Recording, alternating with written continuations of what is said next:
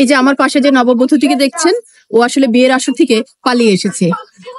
ওর নাম জলি, ও নবম শ্রেণীতে পড়ে, ওর বয়স 14। কি ঘটেছিল ঘটনাটা আমাদেরকে একটু বলবেন?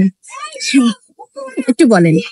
আমি আমার মা বাবা আমাকে প্রথম আমাদের বাড়ি থেকে ঘটক ছিল। ও মানে আমার মা বাবাকে বোঝাইছে যে ওর ছেলের থেকে নাকি বড় গাড়ি আছে, বাড়ি আছে, এগুলো মা বাবাকে লালসা দেখাইয়ে মা বাবা ওর এদিকে হয়ে গেছে। তো আমি এত বিয়ে করতে চাই না, আমি বড় হই, আমি ভবিষ্যতে একটা কিছু হতে চাই, আমার নিজের পায়ে দাঁড়াতে হবে না আমার। তো আমার মা বাবা আমার কথা শুনতেছে না, বিয়ে দিতে যাচ্ছে। তা আমি পার্লারে গেছি, আমি বিয়ে দেওয়ার জন্য আমি এখান থেকে পালাই আসছি। আমি তো আর এখান থেকে আসতে পারবো না, আজকে আমার বিয়ের দিন নামাই নিয়ে যাবে। তো আমি স্কুলে সহযোগিতা চাওয়ার জন্য আমি স্কুলে চলে আসছি ম্যামদের কাছে। বিয়ের যে সাজসজ্জা করতে হয় সেটার কথা বলে, পার্লারে যাওয়ার কথা বলে আপনি পার্লার থেকে পালায় চলে আসছেন। আসল ঘটনাটা আমরা এবার জলের মুখ থেকে আবার শুনবো। আসলে ঘটনাটা কি আমাদেরকে একটু খোলাসা করে বলেন তো।